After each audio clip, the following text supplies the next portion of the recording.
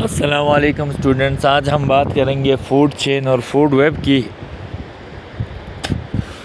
तो याद रखिएगा, प्लांट ऑटोट्रॉफिक ऑर्गेनिज़म है, एनर्जी रिच मॉलिक्यूल पैदा करते हैं और फिर इनके ऊपर हेटेरोट्रॉफ ऑर्गेनिज़म एनिमल फीड करते हैं और फिर इस तरह से एनर्जी एक ऑर्गेनिज़म से दूसरे ऑर्गेनिज़म में ट्रांसफ़र होती है। इसी को हम कहते हैं फूड चेन। ठीक है जी। और यही सोर्स सीक्वेंस जिसके ज़रिए फूड और न्यूट्रिएंट्स मूव होते हैं इकोसिस्टम में, फूड चेन कहलाता है। और जब इस तरह के बहुत सारे फूड चेन्स मिल जाते हैं, हाईली इंटरकनेक्टेड फूड चेन को हम कहते हैं जी फूड वेब कहते हैं। तो यहाँ एग्ज़ाम्पल में एक कहा जी, एक ग्रासलैंड इकोसिस्टम है तो वहाँ सबसे पहले नीचे प्रोड्यूसर्स हैं। एक ग्रासलैंड इकोसिस्टम है, वहाँ ग्रास है, ग्रास के ऊपर फीड करता है ग्रॉस हॉपर। फिर ये जो ग्रॉस हॉपर इंसेक्ट है, इसको खाने वाले भी ऑर्गेनिज़म्स हैं, जैसे फ्रॉग है, और फ्रॉग को फिर स्नेक खाता है। दूसरी तरफ हम देखें तो हॉक जो है ना, फिर इस स्नेक को खा जाता है और हॉक स्नैक्स खाता है। और इसी तरह ग्रॉस हॉपर को फ्रॉग खाता है, फ्रॉग को स्नैक और फ्रॉग को हॉक भी खाता है। तो यहाँ मल्टीपल ऑप्शंस हैं एक ही ऑर्गेनिज़म के लिए, फूड वेब कहलाते हैं। जिसमें एक सिंगल ऑप्शन हो फूड का तो वो कहलाता है हमारे पास फूड चेन कहलाता है। इस तरह से हमारा इकोसिस्टम बैलेंस रहता है। ट्रॉफिक लेवल्स की बात करें तो किसी भी नेचुरल कम्युनिटी में, कम्युनिटी हमने पहले बताया था स्टूडेंट्स कि जहाँ डिफरेंट स्पीशीज़ लिव कर रही होती है, ठीक है जी, तो वो उस कम्युनिटी कहलाता है। और फिर इन कम्युनिटीज़ के अंदर फूड के स्टेजेस होते हैं, उन्हीं फूड चेन के उस स्टेज को नेचुरल कम्युनिटी में हम कहते हैं जी ट्रॉफिक लेवल। अब अगर हम बात करें तो सबसे पहले T1 जो ट्रॉफिक लेवल है किसी भी कम्युनिटी में, तो ये प्लांट्स, अल्जे या बैक्टीरिया आते हैं इसमें। फिर प्राइमरी कंज्यूमर आते हैं, यानी जो इस फीड करते हैं, T2 कहलाते हैं, जिसमें सारे हर्बीवोर्स आते हैं ट्रॉफिक लेवल 2 में। फिर थर्ड ट्रॉफिक लेवल में सेकेंडरी कंज्यूमर आते हैं और ये कार्निवोर्स हैं जो हर्बीवोर्स को खा रहे हैं। फिर टर्शरी कंज्यूमर्स के बाद फोर्थ ट्रॉफिक लेवल है, इसमें कार्निवोर्स फीड करता है कार्निवोर पे।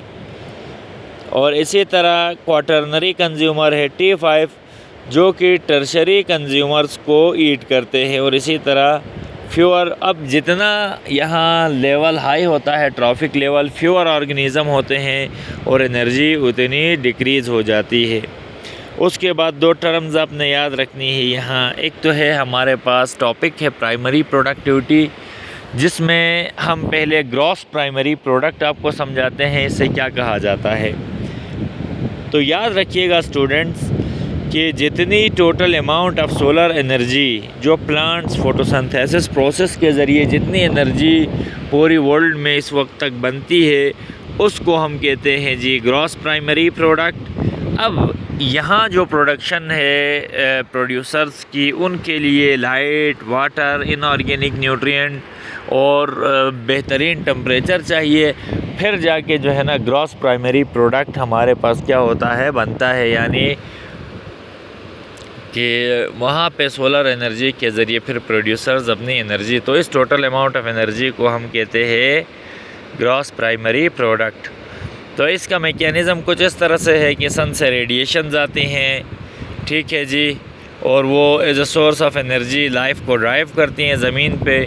फिर प्रोड्यूसर्स इस एनर्जी को ट्रैप करके फूड मॉलिक्यूल्स में कन्वर्ट करते हैं। फिर ये एनर्जी फ़्लो करती है कंज्यूमर्स से डिफरेंट लेवल्स पे, ठीक है। और प्रोडक्टिविटी किसी भी इकोसिस्टम की, इससे हमें पता, तो उस रेट से जिसमें ऑर्गेनिक मैटर क्रिएट होता है फोटोसिंथेसिस के ज़रिए, और इसको यूजुअली हम मेजर करते हैं biomass produced per unit area over specific period of time.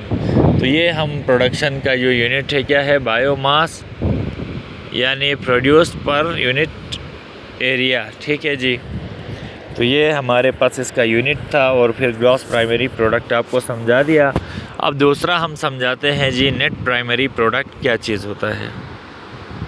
अब अगर हम बात करें नेट प्राइमरी प्रोडक्ट, ये होता है स्टूडेंट्स जितनी अमाउंट ऑफ एनर्जी यानी यूज़ होने के बाद बच जाती है, ठीक है, रिस्पिरेटरी नीड्स के लिए जो यूज़ हो गई, ठीक है, यानी फूड या एनर्जी को पूरा करने के लिए, और ये बायोमास ऑफ प्रोड्यूसर कहलाता है। और ये एक पैरामीटर है, एक पैमाना है किसी भी इकोसिस्टम का, जो हमें ये बताता है कि ये कितने यानी अवेलेबल हैं फूड वेब उस इकोसिस्टम में, या कितने वो ऑर्गेनिज़म्स को सपोर्ट कर सकते हैं। ये नेट प्राइमरी प्रोडक्ट से हमें ये पता चलता है, जैसे हार्बी और कार्निवोर, डीकम्पोजर्स, तो ये इन्वायरमेंट कितने यानी ऑर्गेनिज़म्स को सपोर्ट कर सकता है, इससे ये पता चलता है।